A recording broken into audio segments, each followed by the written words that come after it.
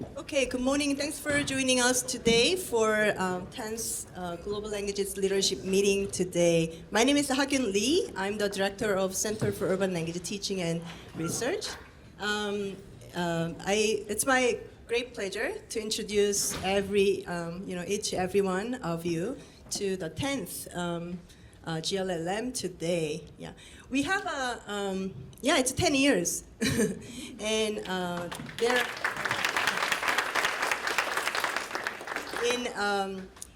There is very well-known Korean proverb, 10년이면 강산도 변한다, which literally means even rivers and mountains change in 10 years. So that really speaks to, I don't know, literally, means that. So that speaks to the inevitability of, changing things over time. However, despite many challenges and transitions at the center, I think the core value of culture, which is the languages for all, which is in your gift, right? The business card, languages for all, is still remains unwavering, I think. I believe, today's meeting will offer you very inspiring ideas and also meaningful collaborations, which will enhance the language education for everybody. Okay, to begin with, it's my great pleasure to introduce Dr. Nicole Parsons-Pollard, who will give us the welcome remarks. Dr. Nicole Parsons-Pollard is the Provost and Executive Vice President for Academic Affairs at Georgia State University, and appointed by President Blake in February 2023. She brings extensive leadership experience, having previously served as interim provost and associate provost for faculty affairs. So as a university's chief academic officer, she oversees academic program, strategic planning, global initiatives, and faculty affairs, including hiring, retention, and promotion. A key leader of shaping Georgia State's Blueprint to 2033, she advanced the university vision across the 4 pillars, which are identity and becoming, research and creativity, and student success and career readiness. So Dr. Parsons-Pollard led numerous faculty development programs and play a vital role in fostering an inclusive and innovative academic environment. So please join me in warmly welcoming Dr. Nicole Parsons-Pollard.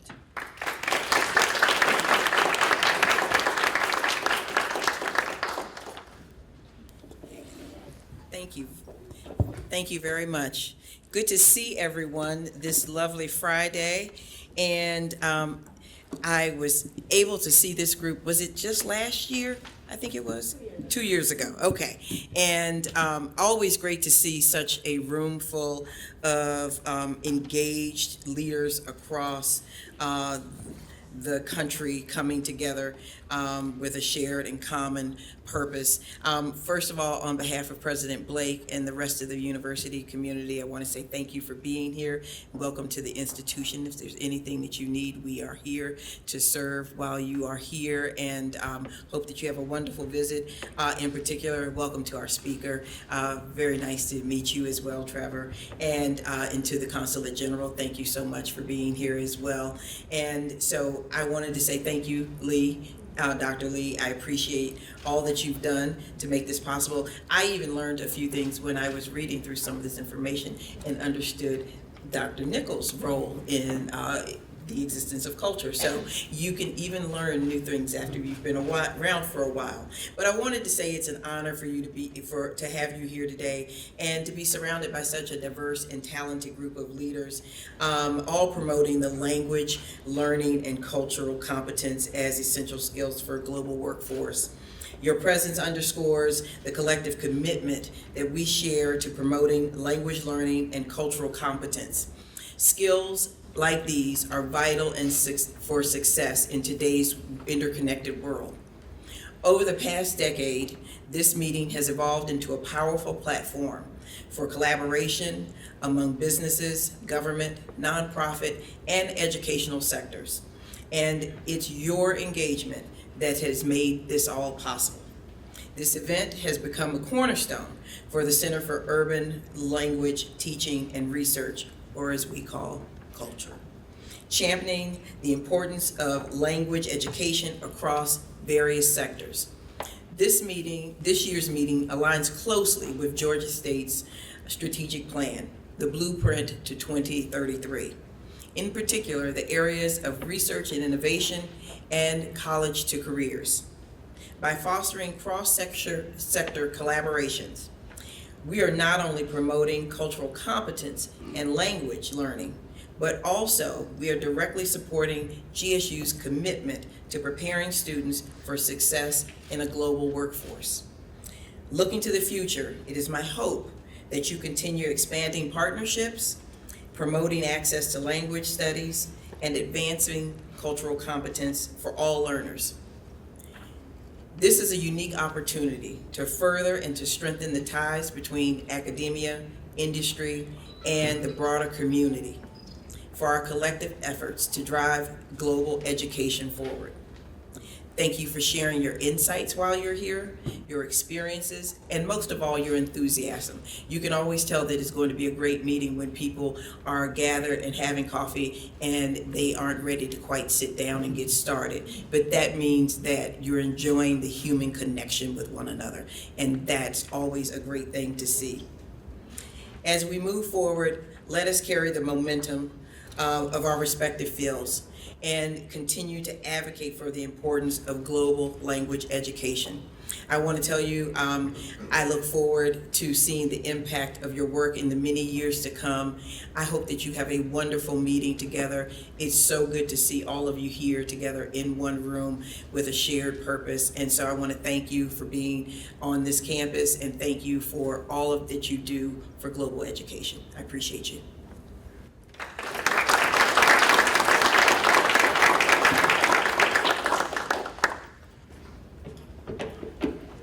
And I'm going to leave you guys because I have another meeting, but have a wonderful day. Thank you so much.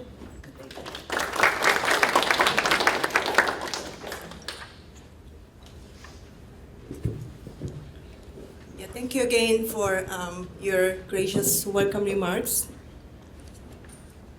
Okay, now we're moving on to the very brief culture presentation. Okay, I know many of you already know what we are doing, but some of you new to today's event will do a very short presentation of who we are and what we do at Culture.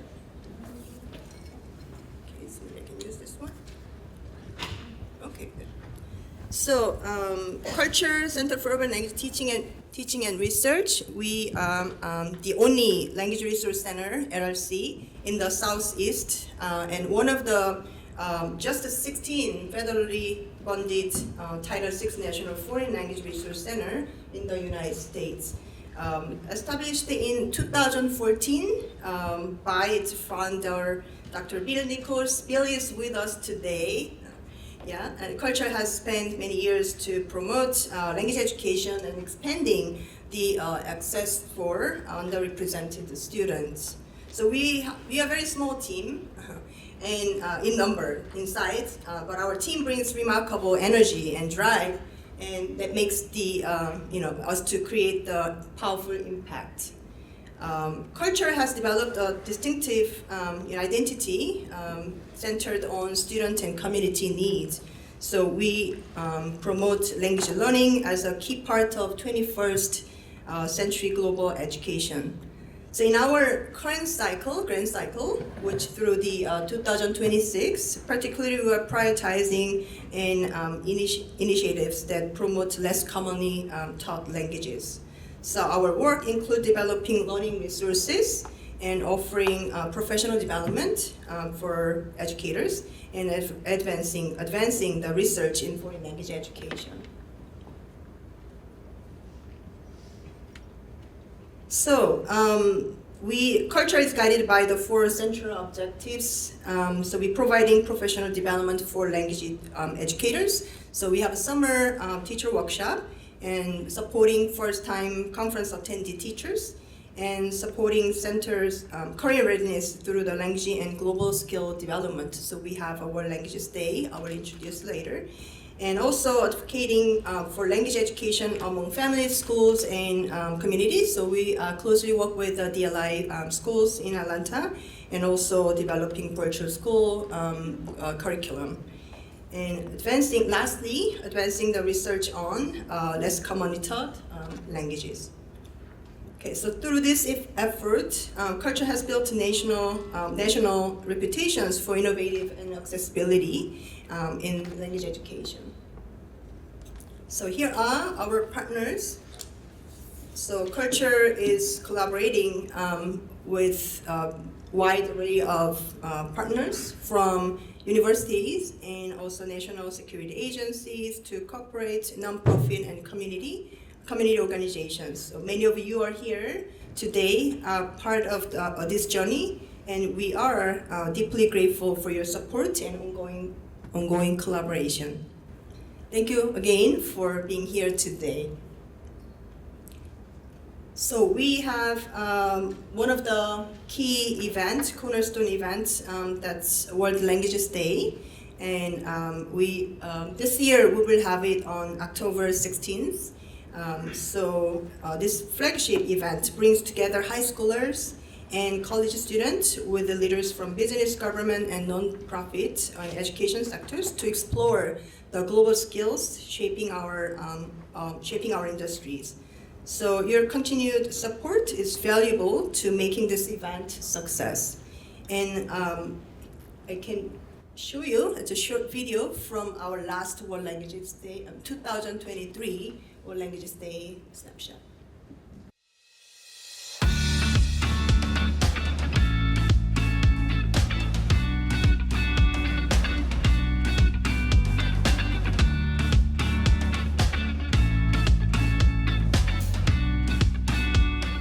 What inspired you to learn one of the less commonly taught languages? Well, actually, my friend, he is an Israeli Jew.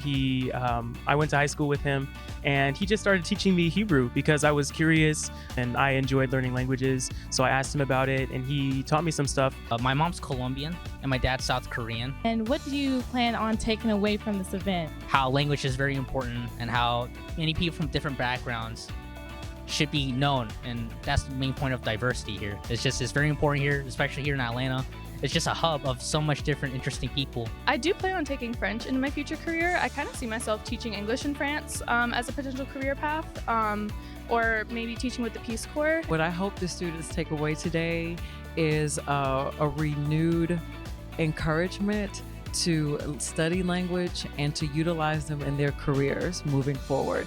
For people who are kind of lost and don't know how to get into a Japanese company, I would love just to sit down and talk with them about opportunities, maybe help them with their resume, help them, with their career building, just because I came from the same background and I'd love to help them out.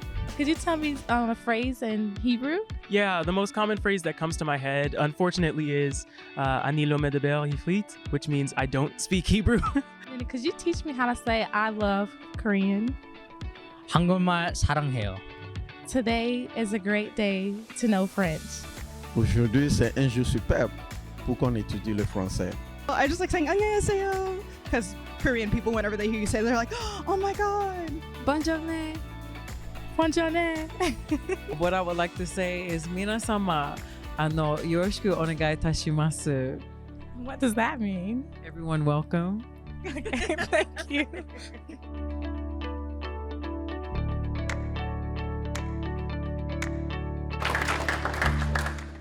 So please save the date, October 16th, and please join us on that date. That would be great. So together we can help shape a more inclusive and globally connected in the future. Okay. My last slide for CULTR presentation is that please stay connected with CULTR. So through our newsletter, email list, and social media. Okay. Such as Facebook and Instagram, so your engagement to help amplify our shared mission. So I will take a moment to talk about our sponsors. So all the sponsor list you can find in the booklet, but today I want to highlight the two sponsors of CULTR. First, let me introduce Korean Consul General Sang-pyo Seo, okay, from Consul General of the Republic of Korea in Atlanta. So they supported us for our last World Languages Day. So I just wanna highlight and then to talk about their support. And actually, Mr. Sang-pyo Seo is a former student of GSU. So welcome back, and please join me welcoming Mr. Seo. Thank you.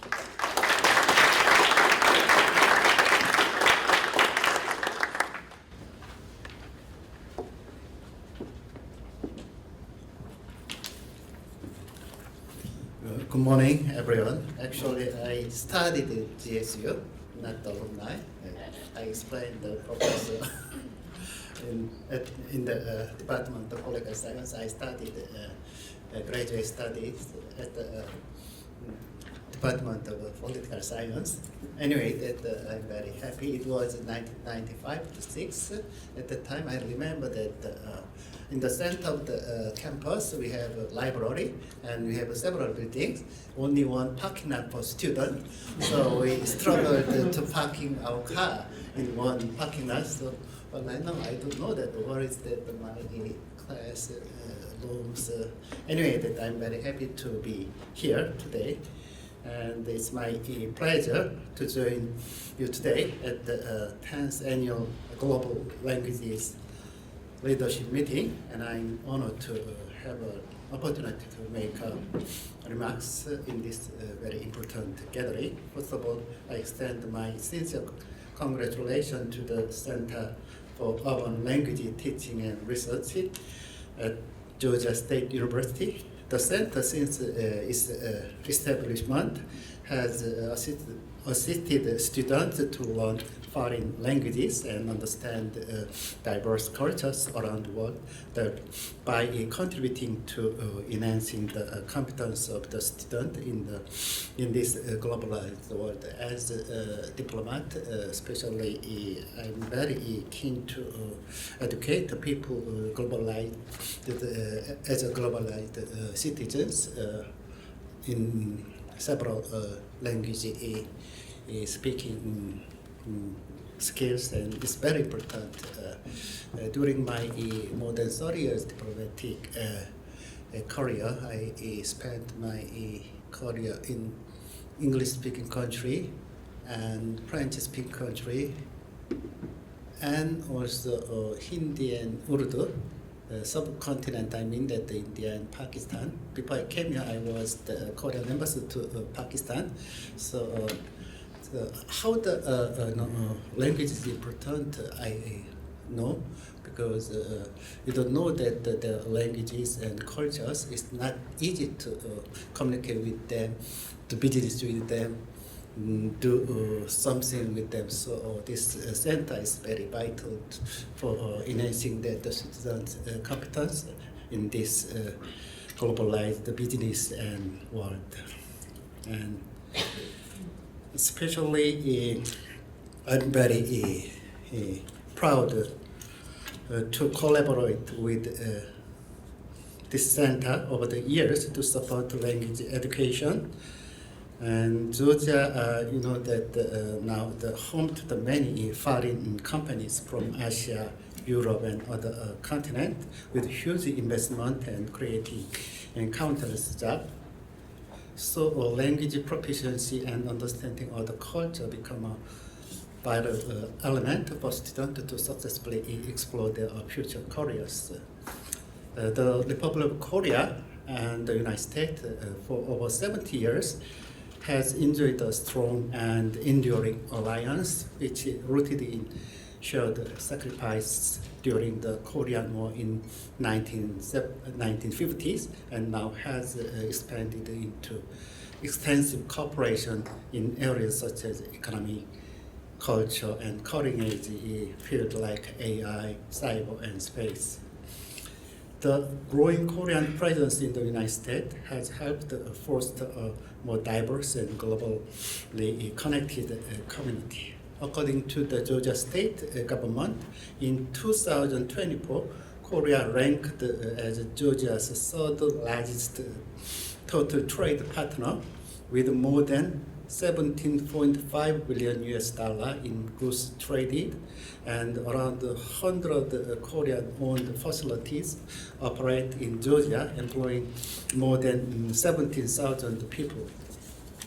Therefore, the initiatives of this center will also help the Korean investors to seamlessly settle down the business in Georgia. I'm confident that today's leadership meeting, in participation with the leaders from education, business, government, and nonprofits, will strengthen this global connection in the local community, contributing to smooth adaptation for students in the globalized society. I hope the conversations and exchanges we will engage in today will be insightful and informative. Your participation underscores a collective commitment to understand and appreciating the richness of our global community. Thank you.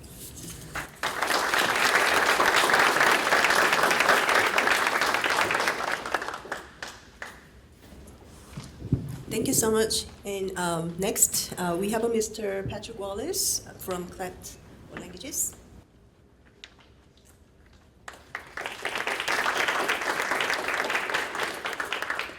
Hi, everyone. I'm not a visitor. I know you pretty well, many of you pretty well. It's an honor to be here today. I'm so excited on behalf of CULTR World Languages to be here and be a supporter of World Languages Day. We're very excited about that. CULTR World Languages is a unique company. We are a publisher of educational resources for students learning Spanish, French, German, and Italian. And what's beautiful about our company is we're a company of world language teachers serving world language teachers, which is really awesome. And we have wonderful products that we have, and you can kind of see some of those here that are really geared toward helping students learn. I can think I was here at the 3rd annual GLLM, and Dr. Nichols and I remember having meetings with you in your office when I was serving at the state, and all the great work we've done. I do want to recognize Dr. Linsky, who's here as our state representative with the Department of Ed. Thank you so much, Dr. Linsky, for all you do. And all of you K-12 coordinators out there, you know who I'm talking to. You know I have lots of love for you and the work you do. And I especially appreciate as well our higher ed people that I've been able to meet. And for all of you, if I haven't met you already, I look forward to making that connection. I think I can just do a one thing here. Yeah, maybe. To the other one. What's the other one? Okay, you've got it. That's very good. Thank you. Yeah, so I'll just quickly mention that we have a series that's doing really super well across the United States. All of our materials have been created in the last 2 or 3 years, so they're very fresh and new. But our Reporters series has done exceptionally well in markets all across the United States and Canada. We have this in Spanish, French, and we're excited to release our German now, so it's kind of a complete series that we're building on. And we're also very excited about our new releases. And one of our new releases that we're especially excited about, or at least I am, is our new AP Spanish book. It's a brand new book for AP Spanish, and we feel like it's the cutting edge. I believe, and I'm biased, but I believe it's the best on the market. But you can check it out yourself. I do want to mention Brittany Williams, who has worked with me today. She's our sales consultant for Georgia.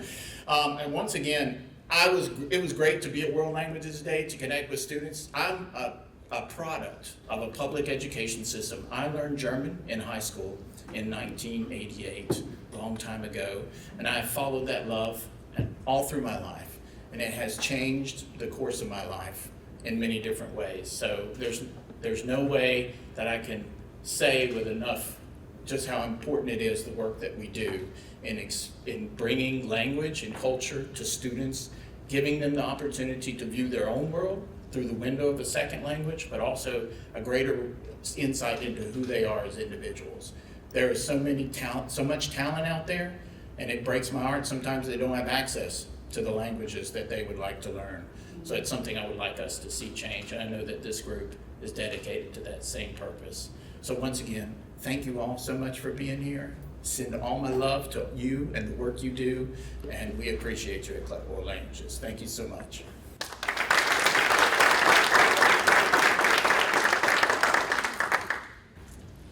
Thank thank you again for all your support. Okay, as outlined in the agenda, we'll now break for lunch. Lunch is provided in the lobby area, so please join the lunch. And after lunch, enjoy your meal, and we will resume with our keynote speaker at 12:30. Okay, thank you very much.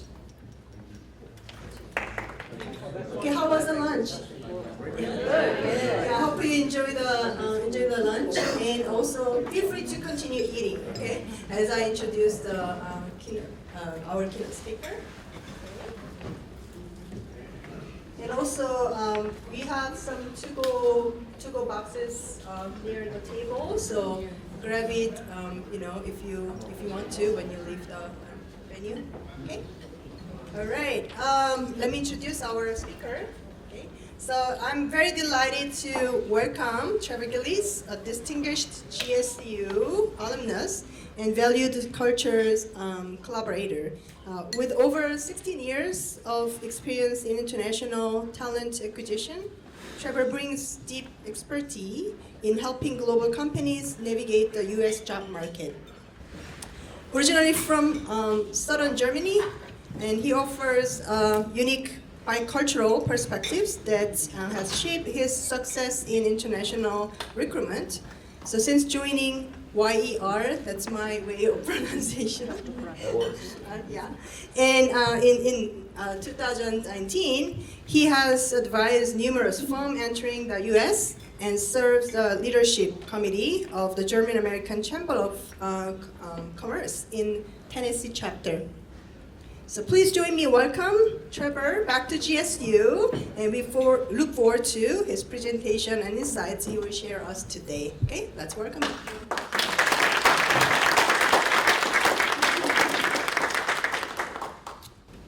Can everybody hear me on the lapel mic?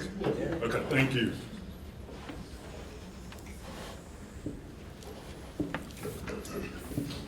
Am I the only one that's going to be getting a to-go box? Please save at least one or maybe two desserts, please. Good afternoon. Sehr geehrte Damen und Herren, liebe Teilnehmer des 10. Global Languages Leadership Meeting. Mein Name ist Trevor Gillies. Es ist mein Vergnügen, heute als euer Keynote-Speaker aufzutreten.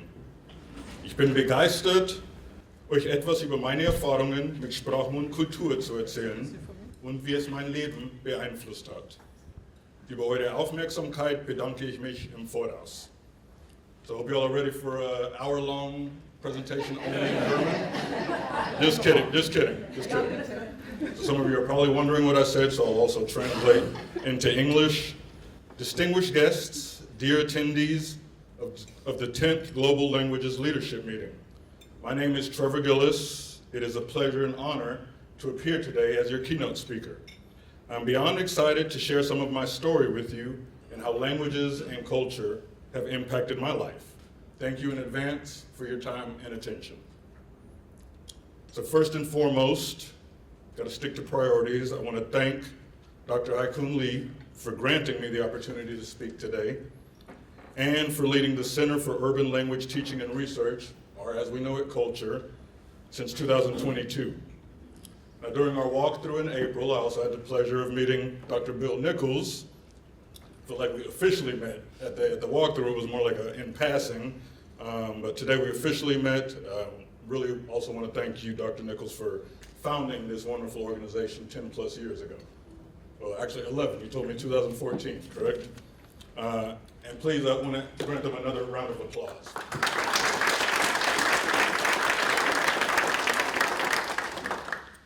Last and not least, I'd like to give a big shout out to Miss Ayanna Matthews, your previous GLLM keynote speaker, for recommending me to be this year's speaker.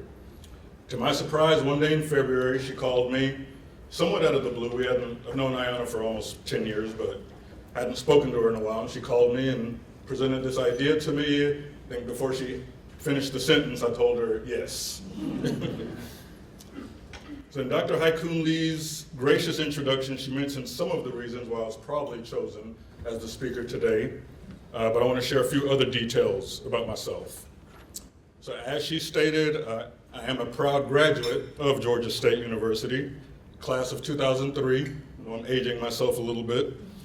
I graduated with a bachelor's degree in business administration from the J. Mac Robinson School of Business. Any business students in here? Yes. My concentration was in human resources and also minored in German. And to my delight and surprise, Dr. Robin Huff? Dr. Robin Huff had to make sure he's also a doctor. In a room full of educators, I think I'm usually safe going with the doctor title. But Dr. Robin Huff was my German teacher here 20-something years ago.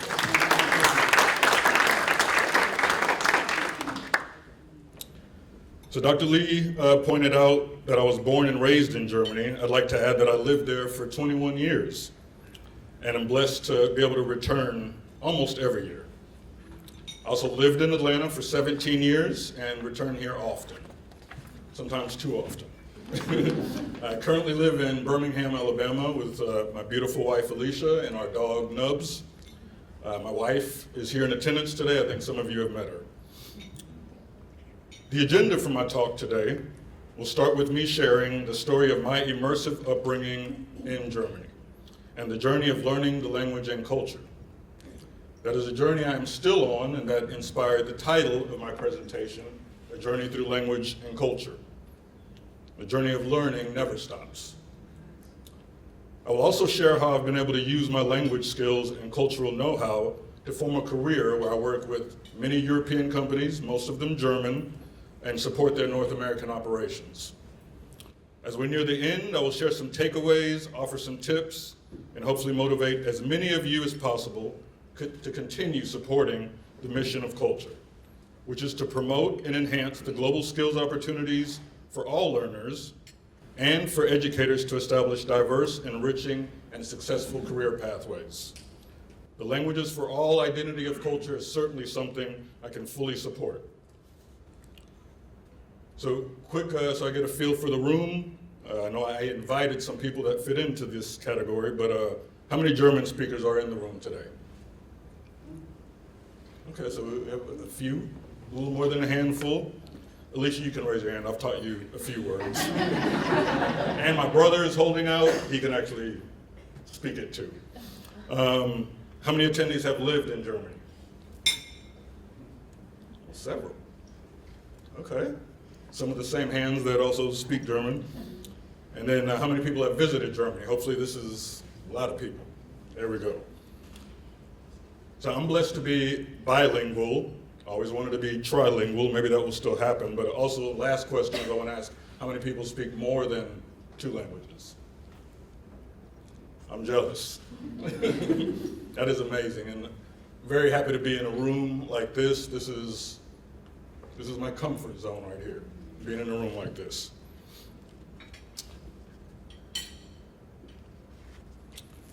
So ladies and gentlemen, my journey began when my parents, an older brother, who's here in attendance today, moved to Germany in 1977 due to my dad being stationed there with the U.S. Army after he had spent time in Vietnam and Korea. Here's a wonderful picture of my parents, thinking this is probably shortly after they moved there. And you see my dad in his uniform looking all dapper. A few years later, I was born at the Nuremberg Military Hospital, which is pictured here in between my parents. For those of you who are into World War II history, I became very interested in that after I moved from Germany. But I wanted to point out that this hospital is the first German Army hospital to be constructed after the renouncement of the Treaty of Versailles and was personally dedicated to Adolf Hitler. So I'm sure Mr. Hitler never imagined that one day there'd be thousands of kids that looked like me and American kids that would be born there. Yes. Some quick facts about Nuremberg. Has anybody visited Nuremberg before? I know you have, Christian. So a few people. It is the 14th largest city in Germany and currently has a population of around 540,000 just in the city. Despite its significant role in the Nazi era and the World War II trials, which, for anybody that's interested, you can actually tour where these trials happened. I haven't done so myself, but want to.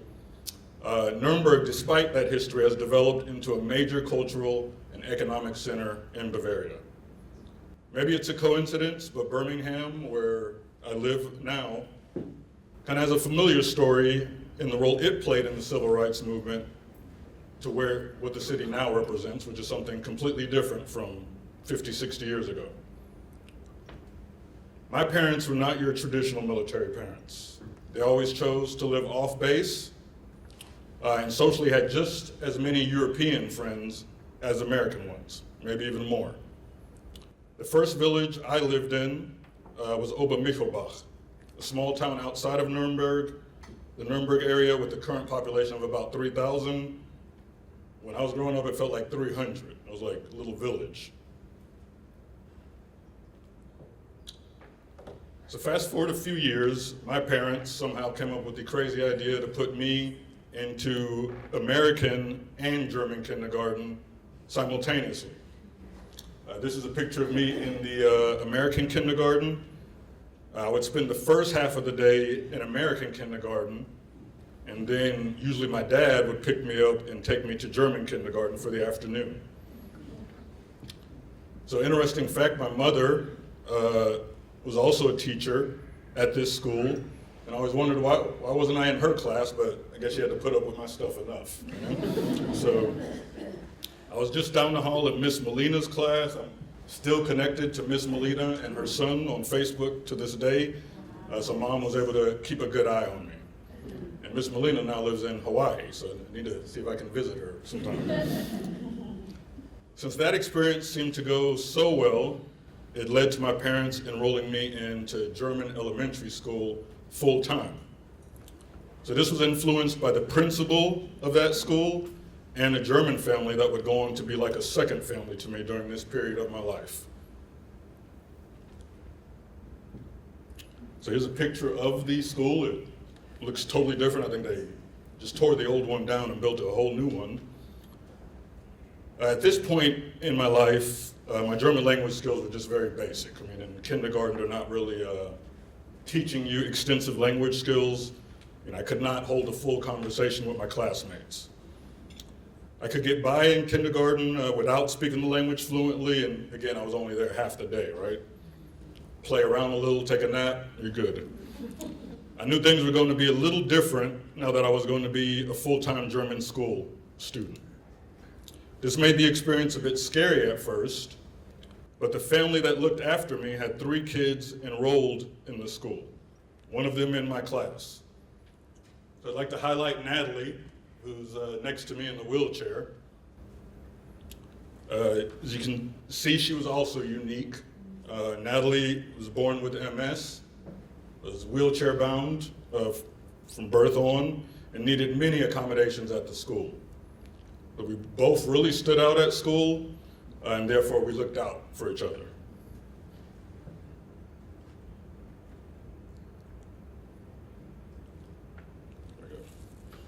So here are a couple pictures of my early years in that school. In this first picture, may not seem like I'm enjoying myself, but I was. We were celebrating Fasching. I assume the German speakers here know about Fasching. Fasching is a pre-Lent celebration similar to Carnival or Mardi Gras, and dates back to pre-Roman times. So here, the next picture is me in 2nd grade, looking a little more happier. So in addition to what I was learning in school, German cartoons, reading magazines, and everyday interactions with my friends helped my German language, reading and writing skills continue to develop. While I was learning the language, I was also really becoming immersed into what growing up as a German kid was like. But I still had my American toys and cartoons too, and friends, pretty much the best of both worlds. So by 3rd grade, I was gaining some confidence in my language skills, and it made it easier for me to adapt. But in 1990, the US military installations in the Nuremberg area started closing, and my family, along with many others, had to relocate. I think at its height, that Nuremberg area probably had 70, 80,000 Americans living there. And they shut everything down. Leaving Germany was not an option for my parents at that time, so we sought out another location in the country. We moved just 60 miles east, still Bavaria, but a region called the Oberpfalz. And as many Germans point out, that's where my dialect comes from. That's pretty much like if I'm, no offense, I live in Alabama, but you know, people talk differently down there, right? So, and people from the Oberpfalz also talk with a little bit of a slang. So I moved to a new German school in 5th grade. At this point, it had become a goal to finish the German equivalent of our high school system, which is called Grund- und Hauptschule. Grund is like foundation, elementary, and Haupt is like main school, high school. The German school, I want to explain some details about the German school system. It is quite different than what we know here. The German school system is a multi-track system, starting with primary school, Grundschule, followed by lower secondary education, Hauptschule or Realschule, and potentially upper secondary education, Gymnasium, which leads to university. After the 4th grade, students are typically streamed into one of these secondary schools based on their academic ability and family preference. So this is very different from here. I mean, over there, like, kids and families have to make decisions a little earlier than here. So the transition to this new school in Hirschau, that's the name of the city, and it's a class picture of mine. The transition was easier, but I faced the same challenges fitting into another school where I was the only American, and I'm sure as y'all have noticed from the 3 pictures, I was the only African-American kid, not just in the class, but in the whole school. And both schools probably had 500-600 kids. During the first 4 years of German school back in Nuremberg, I kind of had a built-in tutor through the family that watched me while my parents were working. So Mrs. Schaefer, the mother in that family that watched me back in Nuremberg, was very intense about her own kids and me doing good in school. So she was a former junior tennis pro back in France, and she brought that same intensity to making sure we succeeded in school. So Mrs. Schaefer did not play. Oh, and by the way, the dad was a German police officer. So you can just kind of imagine how that household was run, but we still had fun. However, by 6th grade, in this school that you're seeing me in, I started to struggle and, to be honest, became a bit discouraged with the whole experience. Just kind of wanted just to be an American kid at that time because the classes were getting harder in German school and I was honestly falling behind. This was probably the first time I started to become a little resistant to this process my parents were putting me through. So you're probably wondering who this random guy is standing up in a bus. That is Mr. Herr Eduard Stadthagen. So he's a teacher at my new school who started to tutor me a couple of times per week. So many of the teachers at the school talked to my parents, realized my struggles, and recommended that I get some help. You know, and if it was not for him and his patience with me, I really don't think I would have remained in the German school system. I probably would have complained and whined my way out of there and just had my parents put me in the American school system, especially knowing that my mother was a teacher, you know, so. At both schools, there were supportive teachers, but Mr. Stadthagen's influence was certainly the most impactful. And I'm happy to say that in 1995, I completed my Hauptschulabschluss, similar to the high school graduation, and it was on to the next chapter of my life. So while there were many positive and fun experiences in my German schooling, there were definitely some challenges. And those challenges, one of them, and some of those challenges still exist today, but one of them you can probably imagine, racism. You know, as the only African-American kid, I was picked on a lot, I was asked a lot of weird questions. I started off back at the first school probably by ignoring it. I was more of a quiet kid at first. Then went to dealing with it more forcefully when I started to get a little more annoyed with it. And eventually, as I learned the language better, it helped me relate to my classmates, talk to them better, and identify with them. We would just kind of talk about things, and I would realize some of these questions they're not racist, they're just curious, and some of these kids had not seen, even though there's a lot of Americans around in Nuremberg and in this area, this is the first time they really had somebody look like me that was in their classroom, right? So, as it is, and a lot of times once you talk, you realize that you have more things in common than are different. Balancing the two worlds. So, for my German friends, at times I was not German enough. For my American friends, not American enough. So I kind of had to adjust my styles when I was on base or at German school, right? My German friends couldn't relate to some of the things I was talking about, nor could my American friends. So it was always bouncing back and forth. But once I became a teenager, spoke the language fluently, I really started to appreciate the unique experience I was being blessed with, and it didn't bother me that much, and kind of stopped caring what people thought, to be honest. So one that kind of snuck up on me, as far as a challenge, came in 7th grade. So in 7th grade, I had a teacher, Frau Fuchs. She was very kind of anti-racism and just very liberal thinking. She took us on 2 field trips. One was to see Schindler's List, which many of you have probably seen that. It came out in 1993. In Germany, I saw it in 1995, and it just blew me away. This is way before I learned about really U.S. history. The other field trip, which I recommend to anybody if you have an interest here, was to go to Dachau. So Dachau was one of the first concentration camps built in Germany, and absolutely the longest running. I think it ran for 12, 13 years, so pretty much the whole Holocaust period. And even talking about it now, I get emotional, just because of going there. It's one thing to see the movie, see historical documentaries, but if you actually go there and see these pretty much killing factories, it's terrible. So it was tough for me to digest that history. And I was bothered by the fact that there were many people in Germany that still held these beliefs or acted like that never happened.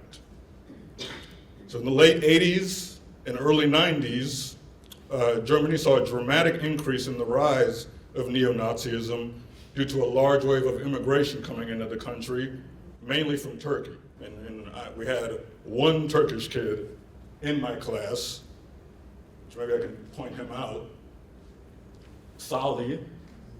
He's also ended up being a good friend because, again, we both kind of stood out a little bit at this school. But, as I grew up, I learned about the history of other countries, particularly the United States, and realized other countries have dark histories, right? Most countries do. I had to learn that civilizations and countries evolve and hopefully learn from their mistakes and move on. I had to move on and realize that while there were still many issues in Germany, and anybody that follows German news knows that Germany has some issues now with the rise, again, of right-wing extremism. But I had to realize that Germany had been very good to me and my family. So finished German school, what next now?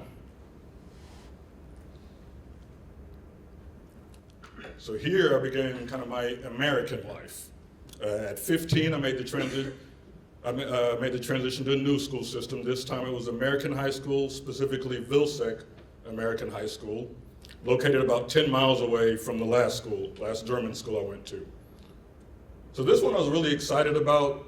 I knew this was going to be the path that I went, and I knew many of the kids from the high school because I did spend a lot of time on base. I don't want to make it seem like we never went on base. My parents worked on base. I participated in youth sports on base. So I was really excited to go to school with these kids that I kind of knew. I went through some culture shock making this change, but made new friends in high school. Now, I still had my friends off base, and most days after high school, you could find me hanging with them. I'll just go to American high school, do my thing, and then be right back to my life off base. And my American friends are asked, like, what do you do when you're not on base? Because a lot of those kids in a lot of military families, like, life is on base. And everything you need is really provided for you there, right? You go on the occasional field trip with a bunch of Americans, and then, come back to base. So like I alluded to earlier, my family was not like that. But again, my friends would always ask me, what was I doing? So I was like, why don't y'all just come with me sometime? And over time, I would merge my group of friends, German and American, and not just German, European and American. And I know that many of those relationships formed during those days still exist today. I see it on social media, and again, I visit Germany pretty much every year. So in 1998, I graduated from Vilseck High School. So I guess I have 2 high school degrees. I always try and say that, German and American. And then I started college at the University of Maryland University College, or UMUC for short. Anybody familiar with that? Yeah. University of Maryland? Okay. UMUC, now known as University of Maryland Global Campus, is one of the main higher education sponsors for the military. So soldiers that are enlisted, want to take some classes at night, that's one of the partners, but there's many others. Up until 2005, they had a campus in Mannheim, Germany, which is near Frankfurt, with an enrollment of about 250 to 300 students total. And it's a 2-year school, so the idea is you go there for 2 years, get your associates, and then transfer to, ideally, a school in America. Now, my brother, who's in attendance today, I added this part once I knew he was coming. He attended the original campus in Munich, Germany, in the 80s. So pictured on the right here, pictured on the left is me running track. I was pretty good in track. Y'all can see the lead I had, right? In this race, right? So I also played a couple of years in football.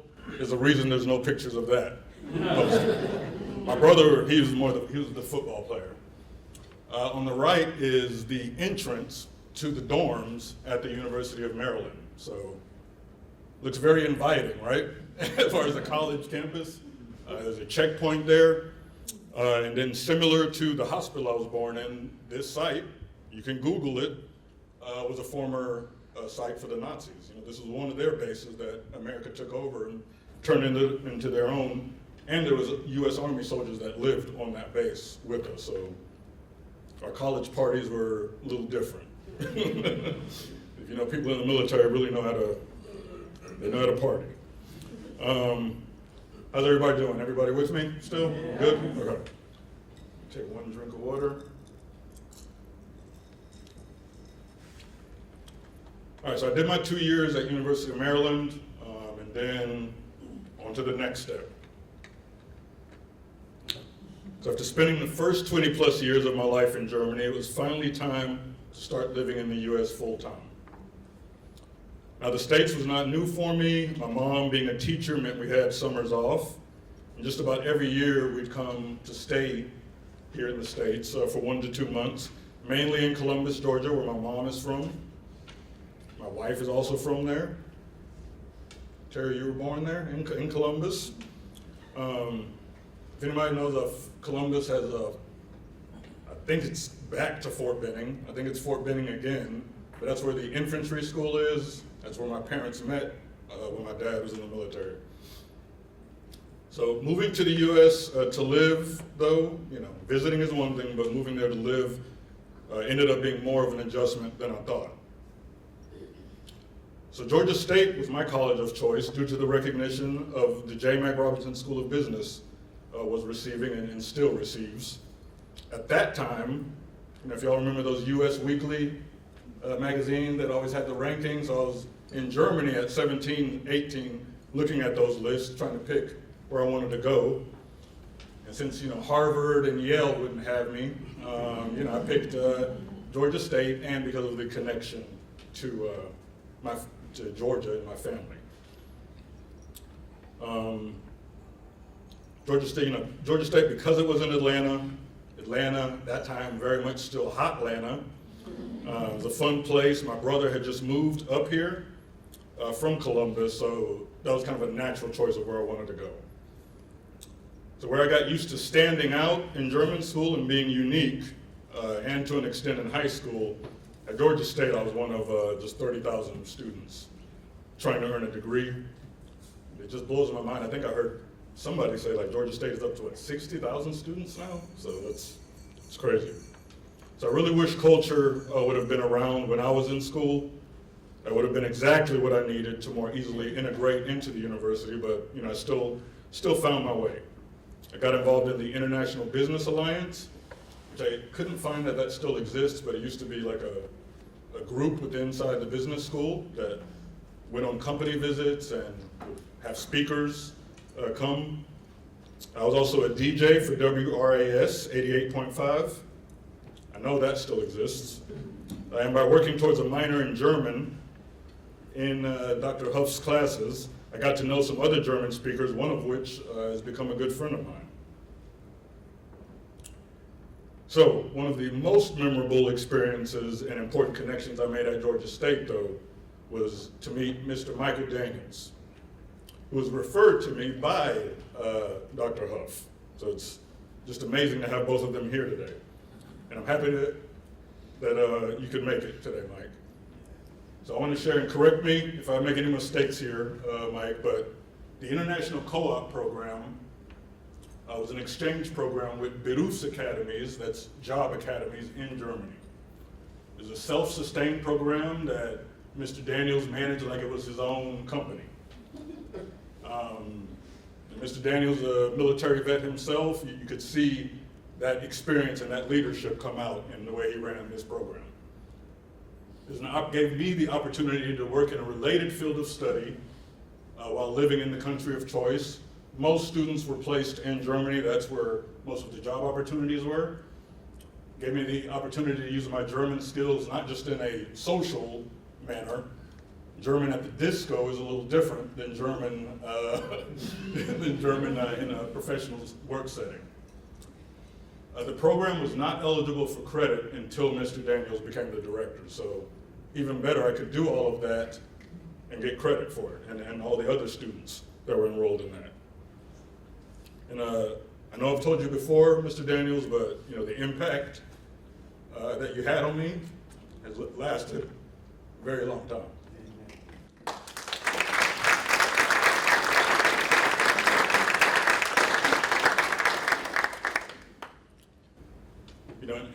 I can tell you in my job interviews, when I mention that experience, it just usually opens eyes. So after I graduated from Georgia State in 2003, I continued to work my college job at UPS, where I had recently been promoted to a supervisor position. My goal at that point was to put in the work there. We were working at one of their hubs here in Atlanta. My goal was to land a job at the headquarters, which is in Sandy Springs. But I quickly found out that for most, that is a very long track at UPS. And I really wasn't happy with the job I was doing, which is basically supervising package handlers and doing the job myself. But they did help pay for college. So if anybody knows any students that looking for ways to pay for college, I don't know if they still have this program. I hope they do, but it's definitely worth looking into. I sought out opportunities after college to use my German here and there, but I wasn't really purposeful about it. I decided not to make it my sole focus. I did learn other things at Georgia State, right? And I didn't want there was a part of me that just didn't want to just be completely dependent on that I spoke German. But look how that worked out once you see what I do for a living now. So a good friend of mine that I met at Georgia State was having success in the financial services industry, so I tried that out. For a couple of years, I worked for New York Life. We sold insurance, annuities, things like that. So I enjoyed the sales aspect of it. I didn't enjoy being in that industry. So I was pretty much at an early career crossroads. I know I didn't want to stay in that field. So within the same building of the insurance company that I worked in, there was a staffing company, and I would have lunch with one of their salespeople because I was trying to get them as a client. And upon doing some further research, reflecting on my studies in human resources, I decided I wanted to get into the talent acquisition industry. And this is 2007, so it's not the best time to get into the staffing industry because just a few months later, the 2008 economic crisis hit. So, I was very happy when I had my first recruiting job. I was like, man, all these candidates love talking to me, but there wasn't really a lot of people doing hiring. So that job didn't last too long, my first job, and I was laid off 6 months later. So I want to share some information about the recruiting and staffing industry. Do we have any recruitment professionals? I know, Ms. Harris, you're in talent acquisition, correct? Somewhat? Lead talent acquisition. So I want to share some facts with you all about the industry. So the market breaks into two categories mainly: staffing, contracting, payrolling services are often used by companies to supplement their workforce. Flexibility and cost savings are typically the driving factors for clients to use these services. Employees are hired through an agency. They work on the agency's payroll, but then are assigned to work for clients. Some employees are eventually hired on directly by those clients. Anybody that has additional questions about that, I can answer them after my presentation. The other category is direct hire or permanent placements. That's more of what I focus on now. So under this model, the agency is responsible for conducting searches on behalf of their clients, but the employee is hired directly by the client. The agency typically conducts pre-hire, background, and reference checks as part of their service. Organizations of varying sizes that do not have the internal capacity to go through the sometimes very tedious pre-selection process like to use this service. So this service is also often used to conduct confidential searches, especially for senior and executive level positions. You can see I have some numbers here. The US staffing market, for the first category, is currently around 142 billion in the USA. When I started, it was around 110, so it's grown quite a bit. The direct hire market in the USA is currently around $15 billion. Revenue breaks down a little differently because we're invoicing placement fees instead of invoicing people's payroll plus a markup. So it's naturally a smaller market, but usually with a higher profit margin. The points of contact, the people I usually talk to, are department managers, executives, and at times owners of companies. In many jobs I work on, it could be all three. The types of positions, this is just a small sample that we place: project managers, technical salespeople, engineers, up to executives. So I'm going to tell you a little something about, well, I want to actually mention this point, because this is where we really provide value. I won't say every day, but there's constantly new companies coming into America from foreign countries with things that are going on. That's supposed to increase now because current administration wants more foreign companies to not ship their services and goods here. They want them to build up facilities here. So when new companies come, they usually don't have a clue. They think, oh, in Germany we do it like this, so it must work like that in the US, which is not the case. It starts with the questions you can and can't ask in interviews. It starts with the whole insurance aspect, which I'll talk about that a little later, but in Germany, people, they're paying that insurance usually through their taxes, not through the company. So that's where we really provide a lot of value. So I work for a company called YER, or Y-E-R. Year USA is a Dutch-owned recruiting agency offering both of the services I just described. But the foundation of the company in the US is direct hire business. In Europe, it's opposite. They're more of a staffing company. Our main objective is to help European-owned companies in North America bridge the culture and talent gap. The company was established here in 2007. When I was working with my previous employer, which is a German staffing company, I would compete with Year USA because we were going after some of the same clients.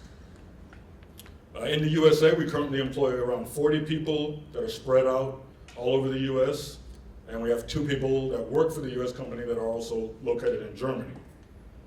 And the parent company employs approximately 4,000 people in Europe. In my position at Year as a director of European desk, now you say European desk, most of my clients are German, but I have clients from other countries too. But my main objective there is to establish new relationships with companies and gain their trust to work with me and Year as a recruiting partner. So it's basically bring in the revenue. It's a sales role. The hiring managers I work with are depending on my expertise to help guide them through the complexities of hiring in the North American market. On the other side of the equation, me and my team are also managing the expectations and desires of the candidates we place.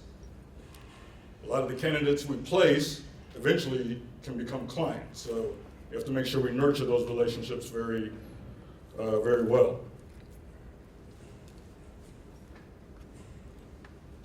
So here are a couple pictures. IK Hoffman is a German staffing agency. They're still around. I was with them for 11 years. Coincidentally, they're based out of Nuremberg, Germany, where I was born. So it was pretty cool that I was able to visit Nuremberg for almost every year I was with them and pretty much go back home. And this is us receiving, me and some colleagues receiving an award. To the left of me is Mrs. Hoffman, the owner of the company. And that's about a $1 billion company with, I think at this point they probably have over 120 offices in Germany. Top picture here is me last summer visiting Beetle Lagertechnik. It's an automation client, German automation client near Frankfurt. I visited their headquarters. Here at the bottom right is one of my long-standing clients, Iris Intelligent Sensing. They make sensors that do automated passenger counting. So any users of MARTA or public transportation, whether you know it or not, you're being counted when you go on and off these vessels, and they produce the products that do that. And Guvi, the CEO, he's also in attendance today, sitting there in the back. I placed him originally as a head of sales 10 years ago, and he's now the CEO of the company. So that's very rewarding for me to see that growth. And I have many other examples of people that I've placed that have grown like that. All right.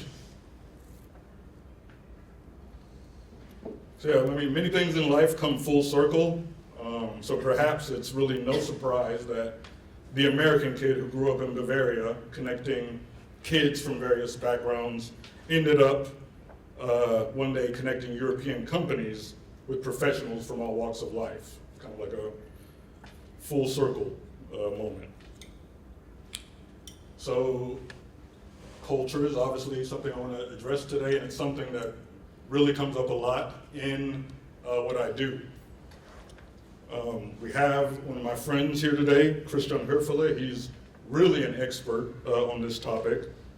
But cultural differences are why a lot of foreign companies fail here in America. Not their products or anything else they do, but it's really how they manage this aspect. So here's some cultural differences I deal with on a regular basis working with German companies. So the first one is punctuality. Anybody that knows German culture knows how they very much pride themselves on it. I remember growing up, there was the theory, and maybe it was true, that German trains are never late. Having ridden a German train a few times in recent history, I know that's not completely true, but they are very accurate.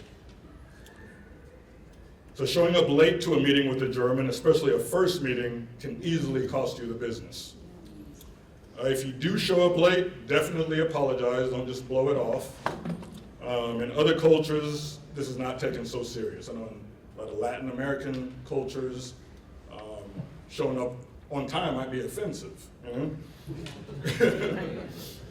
So I will say that the German professionals I know in the USA that have been here for a while, they're a little more relaxed on this topic.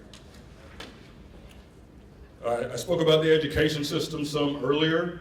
Germany has a more structured, standardized system with a focus on vocational training, while the US system is more flexible with a wider range of extracurricular activities and a greater emphasis on individualized learning. So what does that mean? In America, if you, you can have a degree in economics, go do something completely unrelated, and a few years later, if you want, you change and become a welder.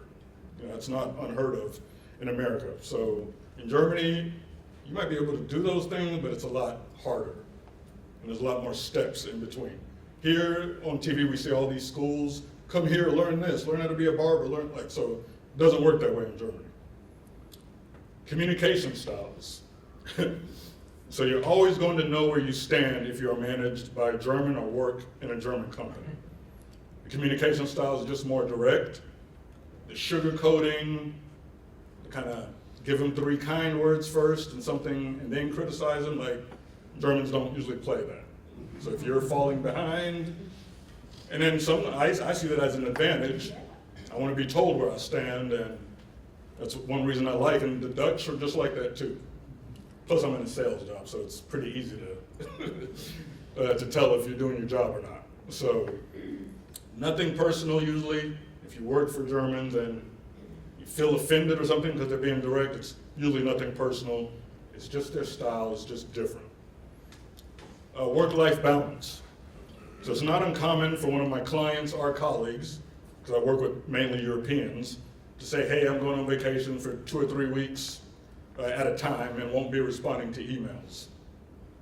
They might see your email, but unless it's really urgent, don't expect a response. And some people might even take offense to you emailing them while they're on vacation, unless it's like something's on fire.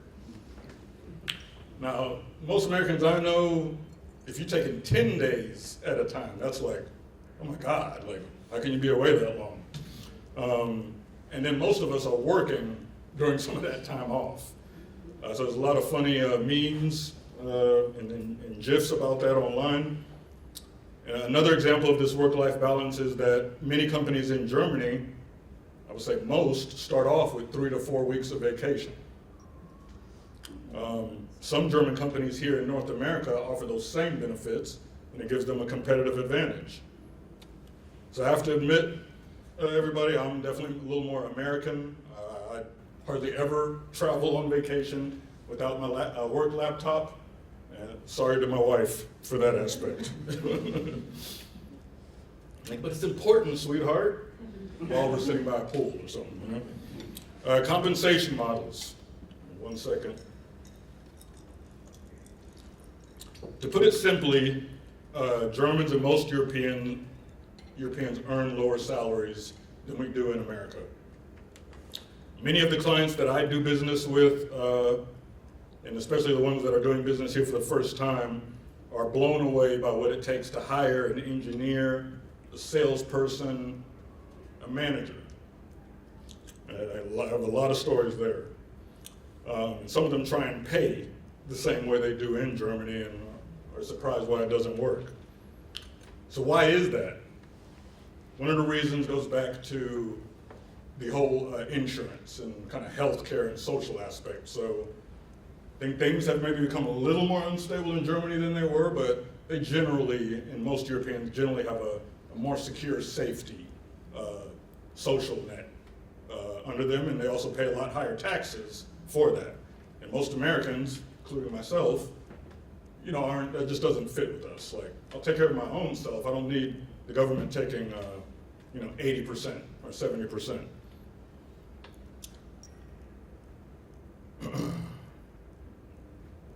Another reason on the compensation models why compensation is lower over there, Germans, focusing on Germans, but this applies to most Europeans, they just value things like vacation and other flexibilities a little more than us.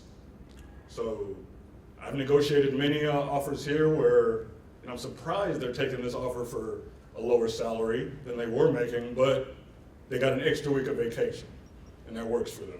So I think most Americans, we want the money, So job security and giving notice. Here in America, you're usually safe given the good old 2-week notice, and then wave and turn in your stuff. In Germany, it's not unusual to see contractually binding 3 to 6 month notice periods.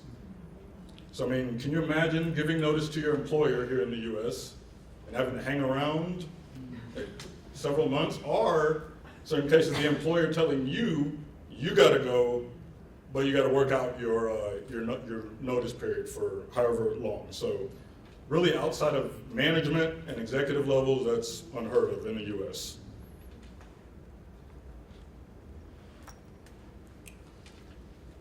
Still with me, everybody, right? Yeah. Good.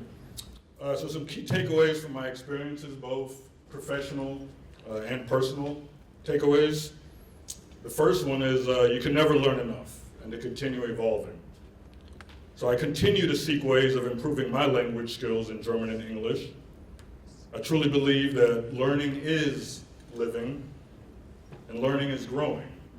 And once you stop learning, I think you can kind of finish that sentence, right? So for those interested in learning or improving their German, I can highly recommend the Goethe Centrum. I think Dr. Lee had mentioned, or somebody mentioned that there was going to be somebody here from there, but I don't see them. So Goethe Centrum is pretty much just right down the street from us here in Atlanta, and there's several other cities that have those. I myself have been considering taking some classes there just to brush up on what we call my Geschäftsdeutsch. That's my business German, because I'm talking with a lot of executives. Sometimes I'm at a loss for certain words, right? And I switched to Danglish, which is a mix of German and English. But usually you can get by with that. Next takeaway and tip is to take risks, get uncomfortable, and live abroad. Now, you see, many of the experiences that I went through, many experiences that my parents put me through, they really started off pretty uncomfortable at first, but ended up in something very positive that I enjoy reflecting on and sharing, like I am today. So one of my favorite quotes is, and many theories on who came up with this, I think it's Erasmus, but true growth occurs outside of your comfort zone. If you're always comfortable, there's a good chance you're not doing a whole lot. That doesn't sound too offensive, but something that I believe in. This also was a little uncomfortable at first, but it's now comfortable. Embrace what makes you different and learn to shine. Never let yourself be put into a box. If people are picking at you, kind of like some of the examples I shared of me in German school, if you don't fit into some predetermined box, guess what? Just go out and create your own box. And I promise there will be others like you.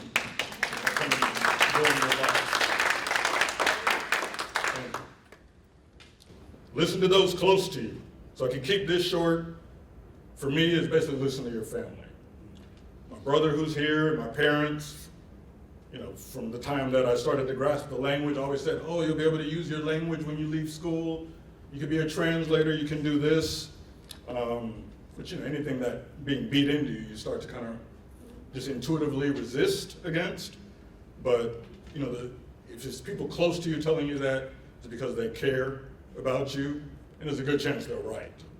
I don't go a day, except for maybe weekends, I don't go a day without using my German. And it makes me more valuable, to be honest. The last point is one that's really important to me, and it brings up some regrets that I have. So Natalie, my friend that you saw back in Nuremberg, that's in the wheelchair, she unfortunately passed away. Excuse me. She passed away many years ago. Unfortunately, people with MS don't have the longest life expectancies. So my tutor, Stadthagen, also passed away.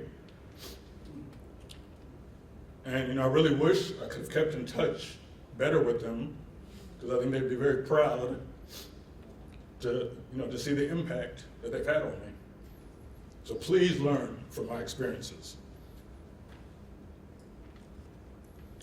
So we're nearing the end, everybody, and I want to make a call to action. So I greatly appreciate everyone's time here today.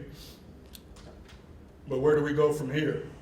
Right? Having these meetings is fine, but there needs to be more action behind that. I mean, we are assembled today, as Dr. Lee pointed out, at the only LRC Language Resource Center in the Southeast. One of only 16 in the whole United States. What a blessing that is. The harsh reality, for anybody that keeps up with news, is that we live in a time where programs like this are being put into question and even criticized, which I just find crazy. So in spite of all this, I truly hope that the business leaders and faculty here today continue to support programs like CULTR. Business leaders, there are so many benefits, and I've listed some of them on this slide. There are so many benefits in hiring students with foreign language skills. You cannot grow your business internationally without bilingual professionals.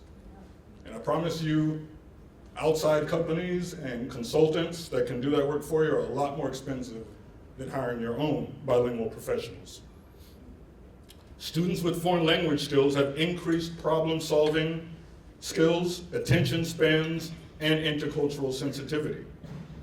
According to a website called the Global Seal of Biliteracy, English as a dominant language, global business language, is declining.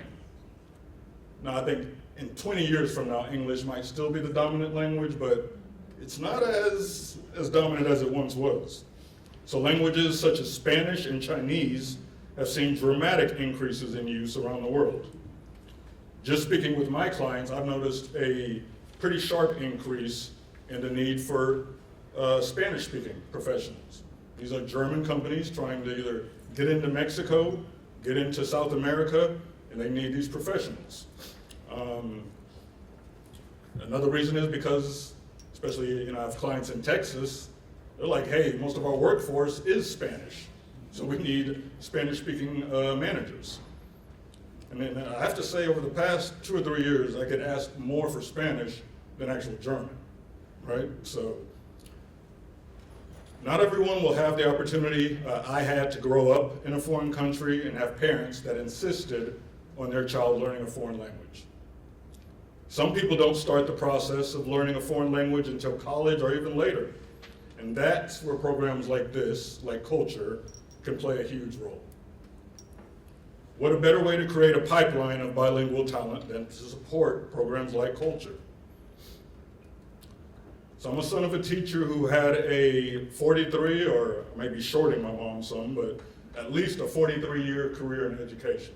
My mom, as I mentioned early on, was an elementary school teacher, started down in Georgia, actually in Phoenix City, Alabama, and then went on to teach kids on military bases. To the faculty here, I sincerely appreciate everything you do. Even though CULTR may not have been around when I attended Georgia State, I am a product of this university's mission to produce open-minded and driven professionals. CULTR only enhances Georgia State's ability to develop more graduates like myself that can come back and share their stories the same way I did today. So on this final slide, in case we don't get to talk today, here's my contact info. If you're on LinkedIn, let's connect on LinkedIn. LinkedIn is very important to my business. Me and Nita connected on LinkedIn before this meeting even happened. So with that, everybody, I'll conclude my presentation. Ich wünsche euch alle noch einen schönen Nachmittag, ein wunderschönes Wochenende. I wish all of you a good afternoon and a wonderful weekend. Thank you.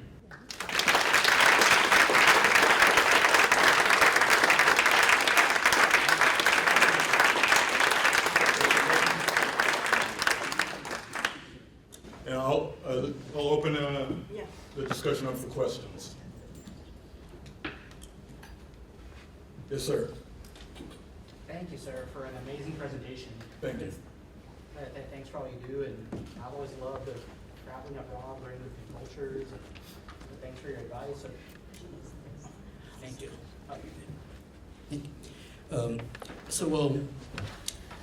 I had two questions as you were talking about Germany versus America.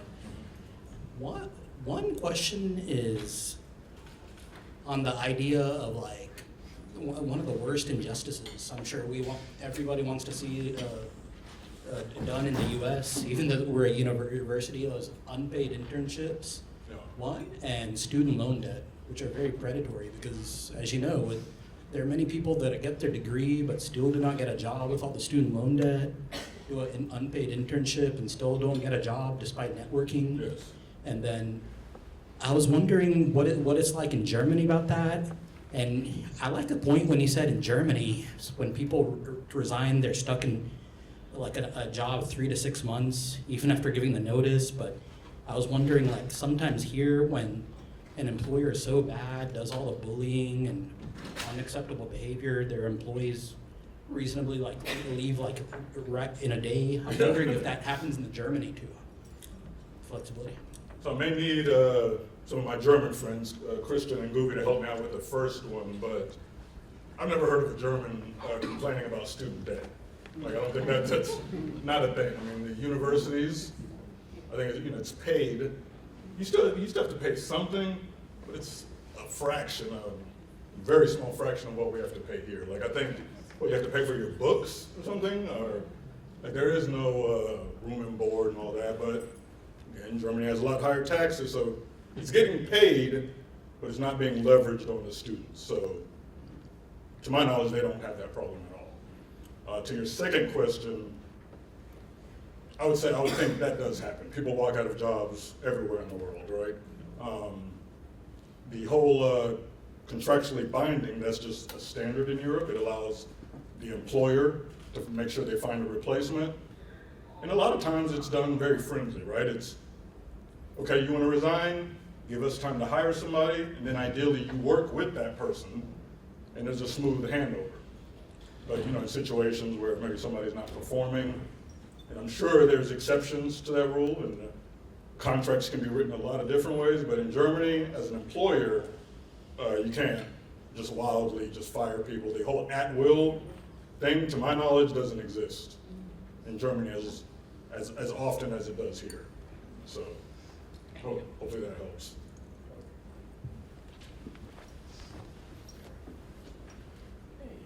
Thank you. Hey, Trevor. First of all, I really enjoyed your presentation, sir. Thank you for being here today. Ja, ist kein Problem. Ich freue mich. So I was a German teacher here in Georgia for 24 years. And then I worked at the state level. And one of the things we're always talking about and striving for is the intersection of business and language. And how can we connect our world language programs, both at the university and K-12 level, with the business community? And you work at a point that's kind of a nexus in a way. You're bridging the gap between German companies coming here and vice versa. So I wondered if you had any advice for us about ways that we can move language forward in terms of specifically its connection with business, and how can we, things like the Global Seal, but the Georgia Seal of Biliteracy, how can we make that more intertwined with the career paths of individuals, CTAE programs? How can we get more companies on board recognizing language ability as a fundamental aspect of something they're seeking in employees? Thank you. So I just went to an event about 3 weeks ago in Greenville. I'm very involved with the German American Chamber of Commerce. They had an event. One way I think is that American companies should get more on board with apprenticeships. It's a very proven model in Europe, where people, as early as sophomore, junior year of high school, are already maybe starting to work part-time at companies. So I think you have to catch people early with a lot of this, right? After high school, people have kind of made their mind up a little bit. And, learning, it took me a very long time to learn the language, and again, I'm still learning. So I think the apprenticeship, having that model here in the US is a little better, would help with that. I believe, again, more programs like this, more funding for programs like this at all universities, I think would help that. Then I think, I'd love to see like a form of culture at a high school. I know you can't maybe do that at every high school, but maybe we have somebody here from the Department of Education. I'd like to talk to high school students and give maybe this same presentation.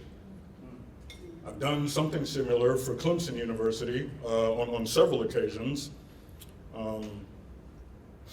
So those are two of the main ways I think can help them get to the kids earlier. You have to have the business leaders involved because it's not going to work without them. And the government have to be involved. And right now in the US, from what I hear, there's an upfront cost to creating those platforms. And unfortunately, a lot of domestic companies don't always see the ROI in that right away. They'll realize it eventually. They'll realize the kind of ROL, the return on loss by not having those people and being less competitive, or having, your American sales guy from Georgia over in Germany trying to win business. And there's some that are very good at it. I know some Americans that don't speak a lick of German, but they know the culture, right? They know that Germans more than likely can speak English. See, in Germany, you have to start taking English. I don't know if that's changed. And then this is more the British, you're learning like UK English, but I think that was a very easy class for me when I was in German school. But it is still different because it's British, but it's not even a question. Like, you have to learn a foreign language. I think there's still a lot of schools here that it's not a requirement, So hopefully that kind of answers your question. Yes, sir. Thank you. Thank you. Yes, ma'am. Thank you so very much for this presentation. It brought, interesting way it brought back memories of my own upbringing. So I'm Herman Smitsotsa, and CEO and founder of Ubuntu Speaks, otherwise known as Ubuntu. So what I do is I work with global leaders, CEOs, executives who have a multicultural, multinational workforce, and I talk about the importance of cultural intelligence. And so as you, in your presentation, just even talking about the differences that exist and how, based on different cultures, how we understand work and how often it's not the same thing, and that's what can create problems. And so my question for you, one is, have you ever asked your parents why they made the conscious decision, intentional decision, to have you learn and be immersed in German culture, number one. And number two, you spoke about, the returning back here to the United States and how to some degree that was challenging in itself. Yes.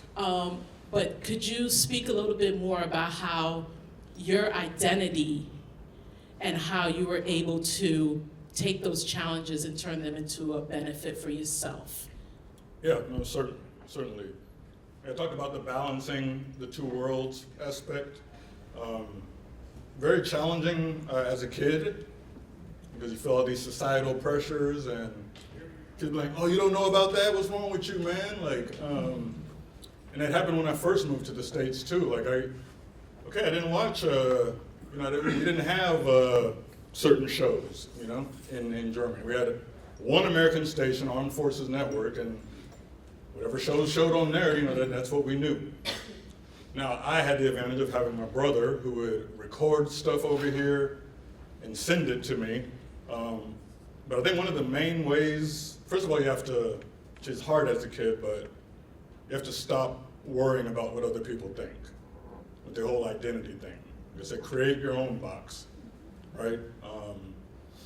Find your own somewhat comfortable space, but never get too comfortable. And find others. What helped me is finding others like me that are unique, whether it's some physical restrictions, whether it's where you came from. I remember the first time I met Goovy. Goovy hopefully you don't mind me calling you out, Guvi.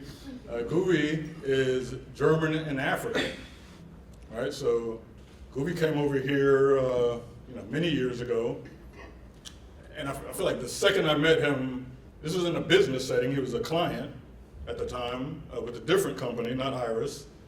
I was like, I'm going to be this guy's friend, like whether he knows it or not, And then that makes it easier, just like in a lot of difficult circumstances, find people that have your same challenges, and team up with them and converse and find ways of dealing with it. But I mean, it sounds a little harsh, but the main thing is stop wondering and worrying about what other people think about you. Because still to this day, sometimes, I have challenges with my identity, where I fit into, or who do I need to be, but I'm just a product of all of this. And if you aren't and don't respect that, then I'm not going to be spending time with you anyways. So I can't really deal and communicate with closed-minded people, and a lot of those people don't want to be around me either because you're too different, you're too weird, they just don't identify with that. Then there's organizations that you can seek out that bring people like this together. We're at one of them right now, but from a business standpoint, chambers of commerce. Every country, every developed country has a chamber of commerce that's represented here. We have somebody here from the French, we had people here from the Korean, so seek out chambers of commerce and connect with those people, and you'd be surprised who you find. Because whatever you think you're going through, there's a lot of other people going through that. I hope that answers your question. Your parents. Oh, I'm sorry, my parents, yes. How did they come up with that idea? So my mom is a teacher, like I said, so I think she was just very much into me learning, but I think it was really influenced by some of those non-American friends, like the friends they had off base that were just told them, hey, give it a try, And that's why they tried with the half-a-day German kindergarten. I enjoyed it, kind of fit right in, I adapted easily, not knowing they would put me in the German school full-time at that time, but they just wanted a little something different for me. They wanted to fully take advantage of the opportunity of living in Germany and raising a child that had been born over there. So there's a few different answers to that, a few different reasons my parents chose that. I've asked them that. The answer's still not fully clear, but definitely heavily influenced by friends of theirs and just the way they are. My dad's from Trinidad, moved to the States, told you went to Korea, spent time in Korea. They're just very open-minded people. A lot of other military parents aren't like that. The experience of just living in a foreign country is enough for them, and it wasn't enough for my parents. You're welcome. Thank you very much for the presentation and speech. It was very inspiring. My name is Victoria Kehinde. I'm currently an MBA student at Georgia State. I have two questions. My first question is, how do you climb up the corporate ladder in a German companies? Because I worked for a German company for 3 years, and they were actually cool people. Yeah. We're friends, but I realized that they would rather bring someone from Germany to take up leadership roles than hire in-house. And I actually left the company and I'm going into another German company. So that's a question that I'm really interested in. I would like to know. And the second question is, if you were to learn one language that you think would be useful in the next 5-10 years, what language would that be? Okay. The first question is, no matter who you're working in, it's about results. It might sound stereotypical here, but me as a minority in a German company, I could speak the language, but I always felt I had to do even more than my colleagues that might be German or European, that didn't look like me, essentially. So it just always drove me to do even more than that. I come from a family of career-oriented people and driven people, so that inspired me. The fact that of my background, like I can pretty much convince a German I'm German, no matter what I look like, right? So you have to be able to relate to them, but whatever the goal is, make your goal 20% higher. And then you can't be denied if you're getting results, right? The IK Hoffman German company, at our annual meetings, there usually be 900 to 1,000 people. I was not the only African American. In Germany, Germany has a lot of mixed kids, and Germany is very diverse. At the time I was growing up, it wasn't, but now Germany is very, very diverse. And there's other people having success in the company there too, but it's about results. Now, in a sales role, that's a little easier to show. When you're working in maybe more of an operational, administrative role, there's still ways to exceed what people are doing, and it's competitive. I mean, business is competitive no matter where you're at, no matter who you are.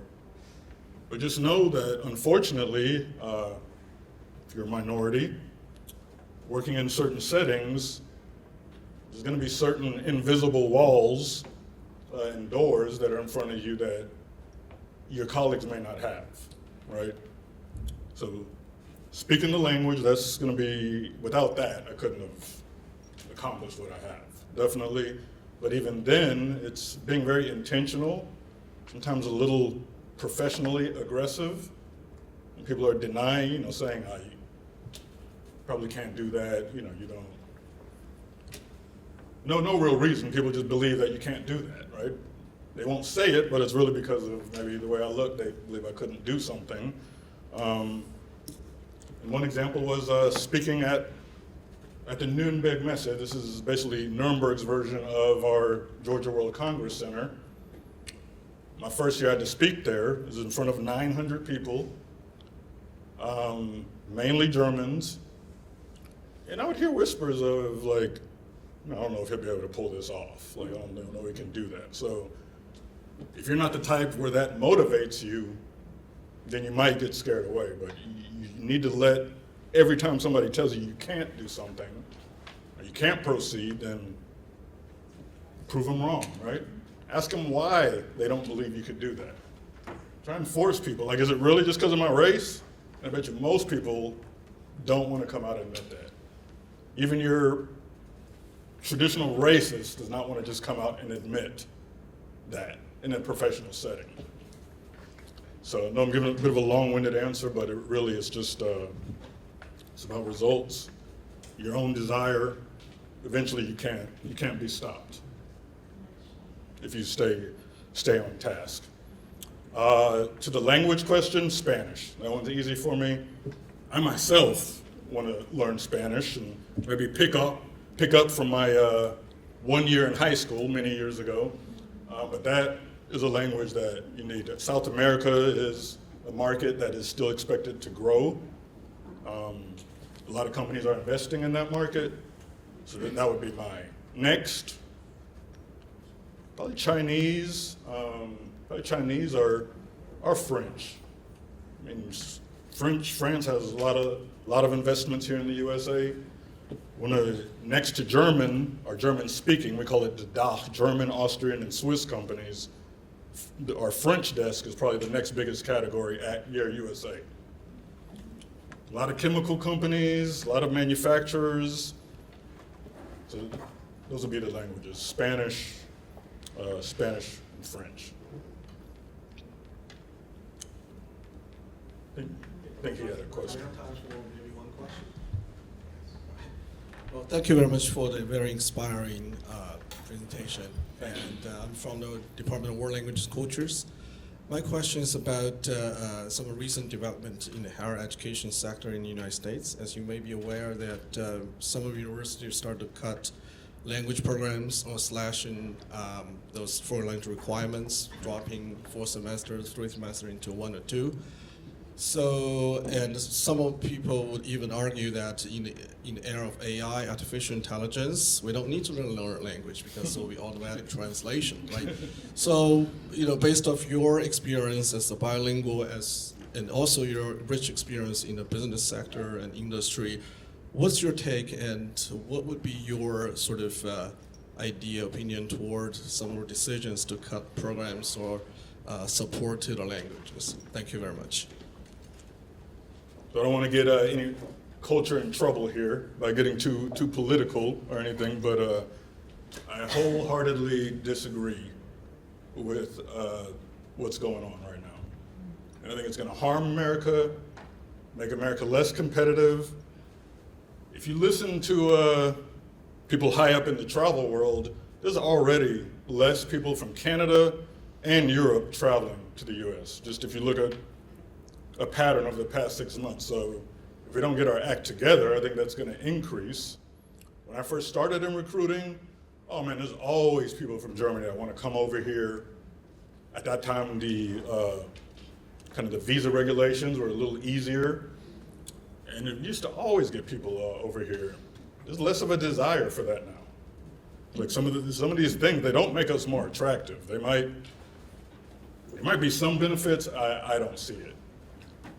Using AI, that's just funny to me because, yeah, Google Translate, I'm well built out, billions of dollars into it. I could put in a long paragraph in German into Google Translate and see what comes out. And I guarantee it's going to need some human touch up, right? So we're still far away from where AI is just going to take over that. I mean, does everybody want to talk to robots and just talk to a computer screen? So, no, I think we need to invest more in America. I think America is behind. So now we're talking about cutting things as far as diversity and foreign language. So I think it's, if I may say, ridiculous. But good thing that things have the opportunity to change every 4 years.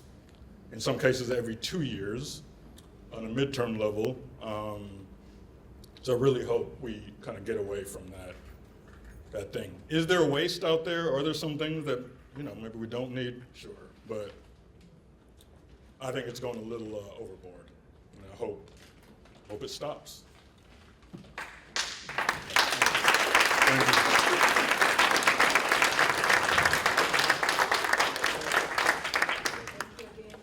Sure, I'll leave my laptop. Thank you again for your inspiring talk. Thank Hope you. you enjoy the presentation.